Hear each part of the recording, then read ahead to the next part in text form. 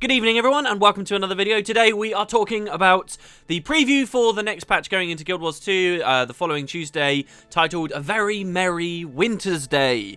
Yep, Wintersday is back and it looks to me like there's a lot of basically recycling of the content going on this year, very much in the way that we saw with Halloween, and the information that ArenaNet has revealed to us doesn't actually include that much new.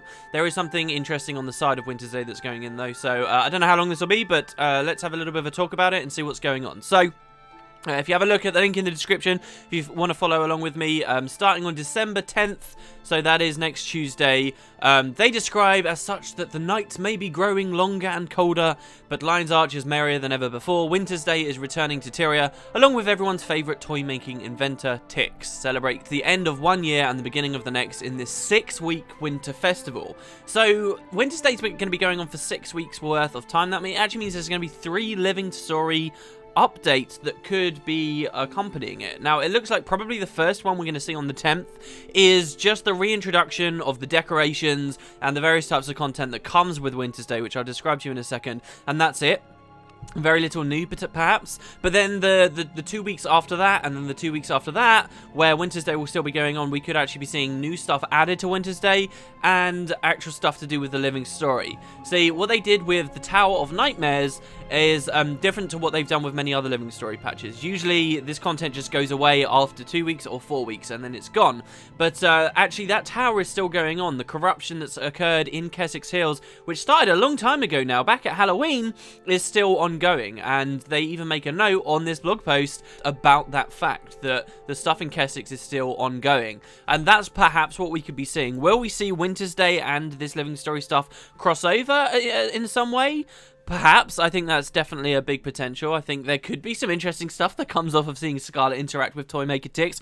But because of all of the negativity around Scarlet at the moment, and I've seen it countless times, a lot of people are saying, please leave Scarlet out of the Wintersday content. People really don't want to see her interact. They don't want to see, oh, Scarlet becomes the Grinch that ruins Wintersday. They just want to enjoy Tix and Wintersday for what it is. Largely, that's the consensus I've been seeing. So, will they have gone down that route is the question. Obviously, you can look at the community feedback, and I do fully believe that ArenaNet do listen to the community feedback, but also there's this delay. There's this matter of, this 4-month period where they don't really get to know, and it could have been decided that Scarlet was going to be a part of Wintersday a long time ago, and we're still going to see it happen regardless.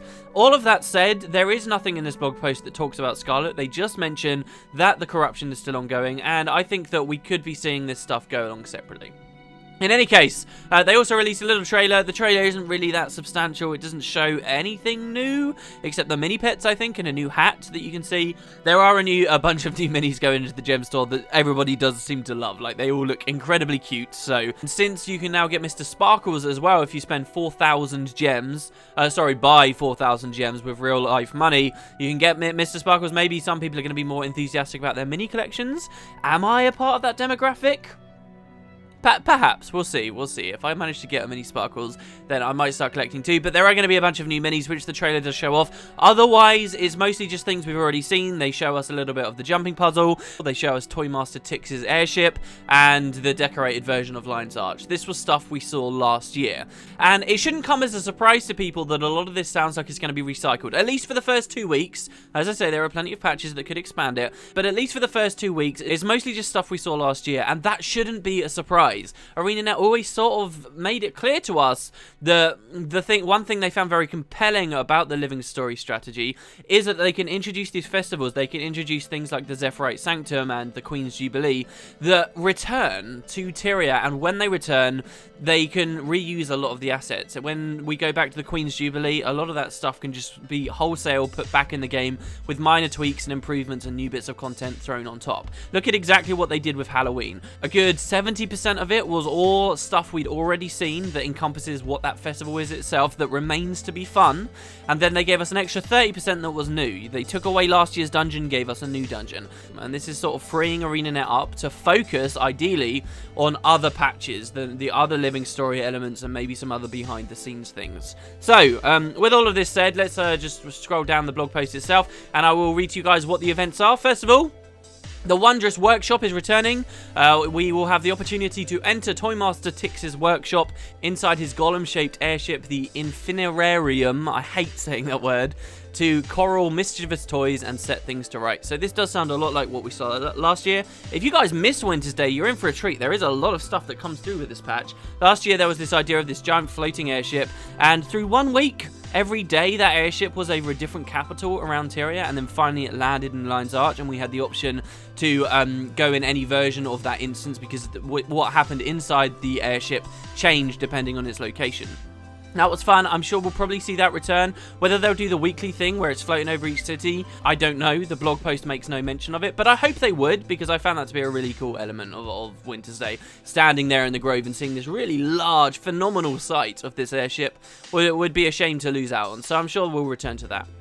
It also describes Winter Wonderland is back, which is the multi-path Winter Wonderland jumping puzzle that is full of beautiful delights and death-defying challenges. Leap from snowflake to snowflake, prance up a stack of gifts, and race giant snowballs on your way to the prize. This is the same jumping puzzle we had last year. I think some people were disappointed by the Winter Wonderland because it was coming off of the heels of the Tower of Nightmares, which sort of set a precedent for how difficult or how jumping puzzles associated with festivals could have been. And the Winter Wonderland was much, much easier, but that was probably to many people's happiness. It's actually something that more casual people who don't do that many jumping puzzles, can actually get by and do.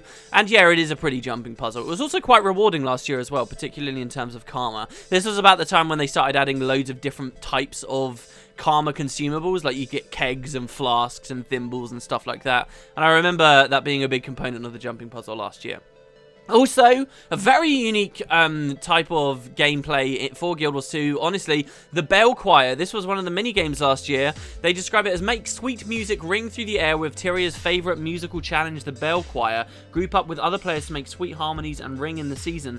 This was awesome. This was a mini-game that you'd go into and you would be asked to play actual songs from the game. Like, it was really cool. So you would, I'm not a musical person, it wasn't an octave you had control of, but like you would interact with this thing and all 10 of your skills would change to being able to play different notes within like a certain pitch threshold, I guess, and then other players around you would have others. So you might be playing the low notes, someone else might be playing the high notes, and someone else might be playing sort of the middling notes, and together, all of you, if you hit every note bang on time, just like Guitar Hero basically, if you hit all of these on time, you would find that you're playing this beautiful song. And it was really cool, a very cooperative, interesting thing. And as a mini game, it was competitive too. It was, okay, who can hit the most notes, how high can you get? Very fun. And this last year also marked the introduction of the bells that you can actually buy on the gem store and then ring year round. And of course, that's quite a big bit of Guild Wars 2 actually. People make their own compositions in this game. There are flutes you can buy in gem store. This is sort of where that all began. And I'm hoping that with this year's patch, again, the blog post makes no mention of it, but I'm hoping with this year's patch we get some more instruments we can play with because the Bell Choir is returning. Also returning is Toypocalypse. Toys are running amok and threatening everyone's Winter's Day. Enter Toypocalypse to defend noble gift-bearing Doliacs and Tix's toy-making machine from the predations of haywire toys. This was the other mini-game that you got to play. It was basically like a survival thing. You had to defend this area and you could build fortifications, you could build walls. Pretty fun, sort of like a tower defense-ish game, I would say, or maybe that's not an apt analogy, but it was basically a defense against hordes and hordes of enemies that are coming, and you'd be rewarded if you managed to survive it.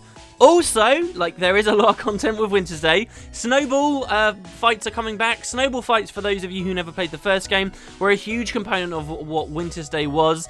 In the first game, there were a PvP minigame, Gw2 versus Gw2, and everyone would have totally unique skills where they would throw snowballs at each other, basically, in these big snowball fights, and compete over which god got most of the presents. It was really, really cool there, and I was blown away by it in Guild Wars 2 as well. They changed up the formula quite a bit for Guild Wars 2. They went with like a class system, so when you log into this PvP minigame, you can choose whether you want to be a scout or a heavy, for example, and your skills would change depending on that. You would also get unique skills depending on your profession, just like in Guild Wars 1 as well. So the kind of character you're playing does still have an impact in this minigame, even though the vast majority of your abilities have changed.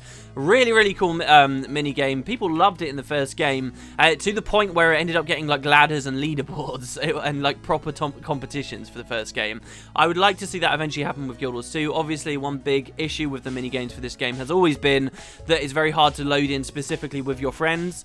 I'm just waiting for the day that maybe that will change. Finally, they sum it up by saying, yes, there is also this stuff in Keswick's Hills going on with the lingering poison, and I'm sure that future patches after all of Wintersday stuff is immediately introduced to us on this coming Tuesday, the Tuesdays after it will probably expand that further. There's going to be a live stream as ever, talking about it in more detail and hopefully going over some of the new stuff, I guess, because you'll notice the difference between what they've revealed for us for the second Wintersday here is different to the second Halloween, because the second Halloween was talking a lot about the Bloody Prince, right, and that was a big angle. There's really nothing about new content in this preview here. It's all just old stuff. However, that aside, there are some other new things not associated with Wintersday that are coming in this patch, and that includes, first of all, new healing skills. These were mentioned a little bit in the PvP post that I talked about yesterday. They still haven't said specifically which skills they are, but they have revealed to us now that the new healing skills added to the game, there's going to be one for every profession. That's great. That means 8 new unique healing skills. I think it's incredibly important that the new skills that they add to the game are actually tied into the professions. Right now, the only stuff we've seen added, like the Toxic Healer, that was just like one skill that was universally given to everyone and there was no class distinctions. I think that's not very exciting, but now that they're doing it specifically for professions, that is exciting. A new heal skill for my Elementalist? I'm so curious. It's going to be fantastic, and especially if you think about, like, as an Elementalist, we have cantrips, okay, a class of skill. They will potentially now be adding, like, a cantrip heal skill. You know, and this would mean that the new heal skill they add actually interacts with your traits in interesting ways. And that's the same for every other class. A cantrip heal skill might, you know, be overpowered in theory because it could be a stun break, an instant activation thing. But that is, that's very curious to me, that we'll be getting new skills for our professions that could tie into the traits. That could be very cool. So that's one thing, new healing skills. And I'm guessing that the live stream will probably talk about that. But also, another big one, crafted Ascended Armour will now be in the game. So the final piece of the Ascended puzzle, that's such a lame way of putting it, but the final piece of Ascended gear for your character will now be in the game. And that will mark the end of, in a very true sense, vertical progression for Guild Wars 2. Ascended gear has been a long road that we've been walking down, and now finally it's finished. Once this goes out, there will be a long and arduous process for any new player coming to Guild Wars 2 to get exotic armor. Is pretty easy to get, and then you've got this long path you can go down for vertical progression through the Ascended gear. And ArenaNet have stated there will be no more tiers after this for a long time. They're never going to say never to us, because no one will know what the state of this game is like in 5 years time, and they don't want that to come back and bite them. They don't, in the same way that essentially Ascended Armour, when it was originally introduced, did. They don't want to ever say never to us, but really, guys, look at Ascended Armour as now being complete. And that's the end. And I'm very much looking forward to crafting a full set of Ascended stuff for my engineer. Why? Because also, finally, it was revealed a long time ago, the next balance update for professions, for the skills and so forth, is going live as well. And you'll find a link in the description for a preview of everything they've been talking about. There is a cool change that's happening to engineer that changes the modified ammunition trait.